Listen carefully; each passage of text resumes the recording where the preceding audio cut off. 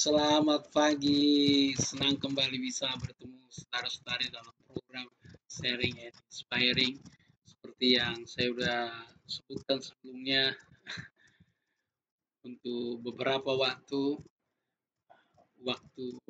renungan kita sedikit persingkat dulu, estimasi 15 menit, maksimal 20 menit, karena memang untuk upload saat ini sangat terkendala ya, seperti kemarin itu saya upload itu enggak tuntas itu hari Senin. Sehingga saya ganti menjadi hari Selasa, dan sebelumnya memang saya selalu itu bukan seperti kejar target ya. Beberapa hari sudah ada sehingga memang tidak terkendala ya, meskipun misalnya durasinya lama tidak pernah terkendala. Nah, untuk beberapa hari ke depan kita coba durasi singkat, padat, jelas ya, supaya bisa berjalan dengan baik. Tetap dukung dalam doa saudara-saudara biar program ini berjalan dengan baik, terutama bisa menjangkau banyak orang dan menjadi berkat bagi banyak orang ya. Saya tetap bersyukur walaupun pertumbuhannya secara subscriber ya sangat lambat, tapi saya percaya semuanya ada waktunya ya, ada waktunya. Karena yang saya lakukan ini adalah menyampaikan firman Tuhan, tentu mungkin berbeda dengan kalau misalnya yang mungkin topik-topik kekinian ataupun mengikuti tren gitu. Boleh-boleh saja, saya pun bisa punya kapasitas untuk itu karena saya pernah belajar konten marketing juga ya. Jadi termasuk jadi copywriter. Nah, hanya saja memang untuk waktu itu sangat sulit saat ini. Saya berpikir ya sudah, mengajarkan firman Tuhan saja, dan saya tahu di sini tidak terlepas daripada karya Tuhan.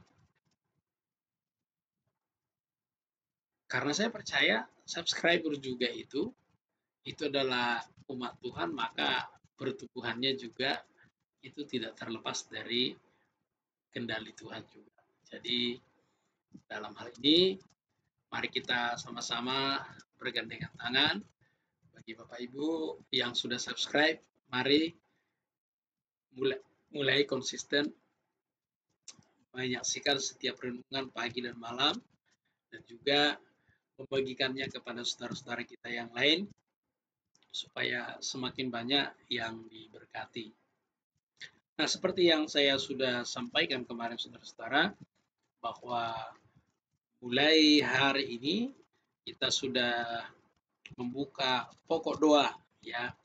Kesannya memang kalau hanya renungan saja tanpa layanan doa ya seperti ada yang kurang gitu. Jadi atas dasar pertimbangan bahwa saya sering minta didoakan ya, harusnya saudara-saudara juga saya doakan lebih spesifik, maksudnya dengan cara mengirimkan pokok doa ya.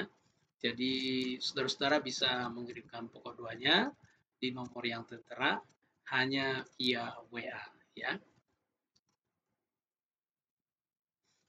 Baik saudara, kita akan berdoa. Mari kita berdoa.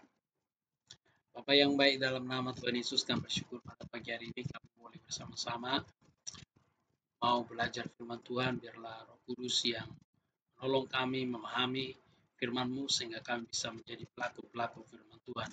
Terpujilah Tuhan segala Tuhan, dalam nama Yesus kami berdoa. Haleluya. Amin. Amin. Saudara-saudara, kita akan lanjutkan renungan kita yang kemarin. Kemarin kita sudah belajar ada dua penghalang ya, di mana para murid ini tidak mengerti ya Bahkan ketika Yesus datang kepada mereka, mereka tidak mengenal Yesus. Jelas dikatakan karena ada yang menghalangi mata mereka. Ya, di dalam Lukas 24:16. Tetapi ada sesuatu yang menghalangi mata mereka sehingga mereka tidak dapat mengenal Dia. Ada penghalang. Apa yang menjadi penghalang? Kemarin saya sampaikan mereka ini terlalu larut dalam kesedihannya. Kita bisa lihat ayat 21. Padahal kami dahulu mengharapkan bahwa Dialah yang datang untuk membebaskan bangsa Israel. Tapi sementara itu telah lewat 3 hari sejak semua itu terjadi. Mereka sangat berharap. Mereka mengharapkan Mesias. Seperti yang saya katakan, dua yang diperhitungkan orang Yahudi sebelumnya, Mesias, ternyata mereka mati. Lah Yesus Kristus juga mengalami kematian. Ini yang membuat mereka sangat sedih. Kesedihan mereka ini membuat mereka tidak bisa melihat, mengenali Yesus. Hal yang sama juga ketika kita terlalu fokus kepada masalah kita, ketika kita terlalu fokus dengan diri kita, terlalu fokus dengan persoalan kita, kadang-kadang hal itu menghalangi kita untuk melihat penyertaan Tuhan dalam hidup kita, melihat kebaikan Tuhan dalam hidup kita. Kenapa? Karena hal itu bisa menjadi penghalang. Yang kedua, Yesus menghardik mereka sangat tegas. Ayat 25 ya. Lalu ia berkata kepada mereka, hai kamu orang bodoh, betapa lambannya hatimu, sehingga kamu tidak percaya segala sesuatu yang dikatakan para nabi. Hati mereka sangat lamban, bergeten. Ya, ini kalau bahasa yang digunakan Yesus ini sebenarnya bahasa yang sangat ya menghardik, bodoh. Ya, kenapa? Yesus sudah 3,5 tahun bersama-sama dengan mereka, mengajari mereka firman Tuhan. Lah kok nggak ngerti-ngerti? Ya, Yesus sudah kasih tahu pada hari ketiga dia akan bangkit. Bahkan sudah ada yang menceritakan bahwa dia bangkit. Loh kok nggak ngerti juga? Lamban hatinya. Lamban hatinya padahal sudah dikatakan oleh para nabi. Saudara, hal ini juga mengingatkan kita. Kalau firman Tuhan sudah berkata, iya dan amin, maka kita layak percaya. Jangan sampai kita memiliki hati yang lamban percaya. Kalau hati kita lamban percaya, itu bisa menjadi penghalang. Itu menjadi penghalang sehingga kita nggak bisa melihat kebaikan Tuhan, melihat pertolongan Tuhan, bahkan melihat penyertaan Tuhan yang begitu nyata di dalam kehidupan kita sehari-hari. Kenapa? Lamban hati kita percaya. Seperti yang saya sudah katakan saudara, bahwa otoritas tertulis yang tertinggi dalam hidup saya adalah firman Tuhan. Ya, ini adalah otoritas tertinggi. Maka karena firman Tuhan ini adalah otoritas tertinggi, maka segala sesuatu, kalau saya mau mengambil satu sikap, selalu pertimbangan saya, apakah ada tertulis? Karena apa? Seperti yang saya katakan, kita ini orang yang dibenarkan, maka kita harus bertindak sebagai orang benar. Kita harus mencocokkan kehidupan kita sesuai dengan yang tertulis. Lah kalau memiliki hati yang lamban percaya, maka itu bisa menjadi penghalang. Nah ini bagian yang kedua, yaitu kita lanjutkan ya. Bukankah Mesias harus menderita semua itu untuk masuk ke dalam kemuliaannya? Nah, sebenarnya untuk orang Israel sendiri, Itu Yesaya 55 itu dianggap sebagai forbidden karena menuliskan bahwa Mesias yang menderita. Karena orang Israel beranggapan bahwa Mesias itu tidak menderita. Tapi menarik, Yesus di sini dikatakan bahwa penderitaan yang mendatangkan kemuliaan. Lalu 27.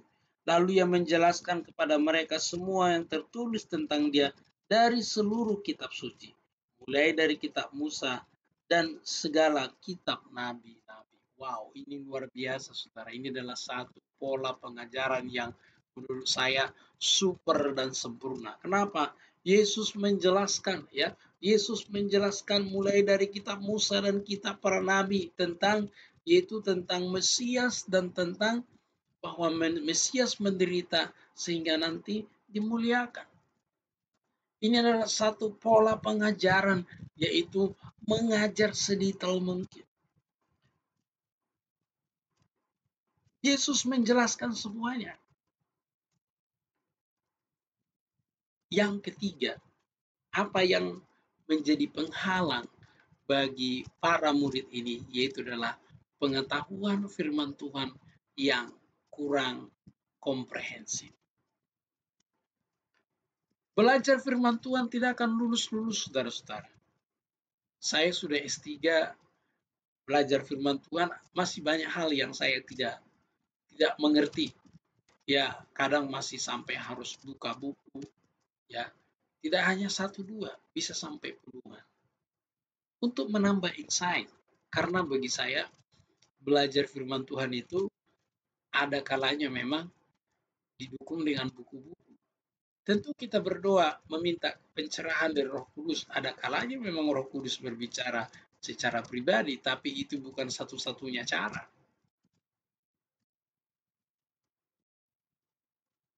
Nah, pemahaman firman Tuhan yang kurang komprehensif ini bisa menjadi penghalang. Itu sebabnya kita perlu belajar firman Tuhan secara komprehensif. Sekarang baik hamba Tuhan maupun jemaat bisa belajar firman Tuhan secara komprehensif di internet banyak. Banyak sumber-sumber yang bisa kita pilih menjadi acuan kita untuk belajar firman Tuhan. Yang penting kita udah punya satu pegangan. Itu nanti yang lainnya itu hanya menjadi referensi-referensi kedua. Nah, itu yang saya lakukan dari dulu. Nanti seiring dengan pertambahan, dengan waktu, seiring pertumbuhan rohani kita, kita akan semakin bijaksana dalam memilah-milah yang mana yang kita bisa terima. Nah, seperti yang saya katakan, salah satu saya mengajar di sini, mengajar firman Tuhan, ya dari Kejadian nanti sampai Maliaki, kemudian dari Desember Wahyu. Ya tujuan saya supaya saya bisa ya mirip Tuhan Yesus lah, bisa mengajarkan dari kitab Musa sampai kitab para nabi, luar biasa. Nah, kalau saudara perhatikan di channel saya ini, di situ ada namanya metode comprehensive approach. Nah, itu metode yang dipakai oleh Yesus itu adalah comprehensive approach. Luar biasa memang, membutuhkan pengetahuan, membutuhkan usaha yang belajar. Kita lanjutkan. Mereka mendekati kampung yang mereka tuju. Lalu ia berbuat seolah-olah hendak meneruskan perjalanannya. Tetapi mereka sangat mendesak dia, katanya, tinggallah bersama dengan kami, sebab hari ini telah menjelang malam, dan matahari hampir terbenam. Lalu masuklah ia tinggal bersama-sama dengan mereka. Waktu ia duduk makan dengan mereka, ia mengambil roti dan mengucapkan berkat, lalu memecah-mecahkannya dan memberikan kepada mereka. Ketika itu terbukalah mata mereka, dan mereka pun mengenal dia, tetapi ia lenyap di tengah-tengah mereka. Luar biasa ya. Yesus ini pura-pura aku mau lanjut jalan terus ya gitu. Jangan, ini sudah malam. Mampir bersama-sama dengan kami. Ya, mampir, ya ngobrol. Kemudian Yesus di situ ya mengambil roti lalu mengucapkan berkat.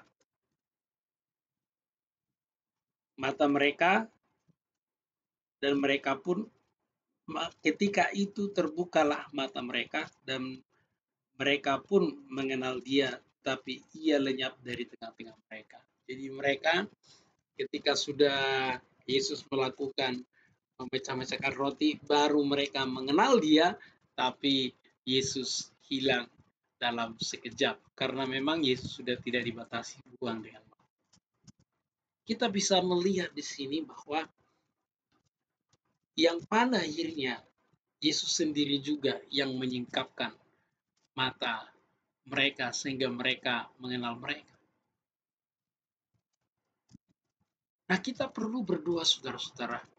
Mungkin ada hal-hal yang membatasi kita sehingga pengenalan kita itu terbatas terhadap Tuhan. Pengenalan kita terbatas terhadap firman Tuhan. Kita berdoa kepada Tuhan supaya kita mengalami terobosan. Saudara-saudara, kalau saudara-saudara Anda pokok doa terkait dengan apa yang saya sampaikan ini, mungkin saudara sudah berusaha, tapi sepertinya masih ada selubung, masih ada terselubung, sehingga Anda tidak bisa melihat Yesus dengan baik, tidak bisa mengerti firman Tuhan dengan baik. Saudara-saudara, kami akan mendoakan Anda. Saya sudah sampaikan, tuliskan nomor di situ via WA, silakan ya. Saya akan lanjutkan terus ya. Kita lanjutkan lagi. Kata mereka seorang kepada yang lain, bukankah hati kita berkobar-kobar ketika ia berbicara dengan kita di tengah jalan, dan ketika ia menerangkan kitab suci kepada kita? Lalu bangunlah mereka dan terus kembali ke Yerusalem. Di situ mereka mendapatkan ke-11 murid itu. Mereka sedang berkumpul bersama-sama teman-teman mereka. Kata mereka, sesungguhnya Tuhan telah bangkit dan telah menampakkan diri kepada Simon. Lalu kedua orang itu pun menceritakan apa yang di tengah jalan dan bagaimana mereka mengenal dia pada waktu memecahkan roti. Saudara, ada satu yang luar biasa di sini dikatakan, dan ini yang menjadi kerinduan saya, saudara. Dikatakan, bukankah hati kita berkobar-kobar ketika ia berbicara dengan kita di jalan, ketika ia menerangkan kitab suci? Harapan saya, saudara, ketika saya menyampaikan firman Tuhan di sini, hati saudara bergejolak, hati Anda berkobar, dibakar oleh firman Tuhan. Ya, ini yang menjadi doa dan kerinduan saya lewat channel ini. Seperti yang saya katakan, saya punya fasilitas yang sangat terbatas saat ini. Sekalipun demikian, saya selalu antusias. Harapan saya, saudara berkobar-kobar. Ya, saya selalu berdoa, saudara ya antusias, berkobar-kobar. Ya, saya sendiri juga putar ya. Ya, saya bisa mungkin karena saya tahu bahwa saya bersemangat, saya mendengarkannya juga bersemangat ya. Jadi kadang-kadang saya senyum sendiri, kadang-kadang saya pribadi saya dikuatkan untuk mendengarkan diri saya khotbah ya. Karena apa? Saya percaya ketika firman Tuhan disampaikan, ketika saya mengajar seperti ini, Roh Kudus bekerja di dalam diri saya, bekerja di dalam diri saudara ketika saudara mendengarkan firman Tuhan kapan saja, di mana saja.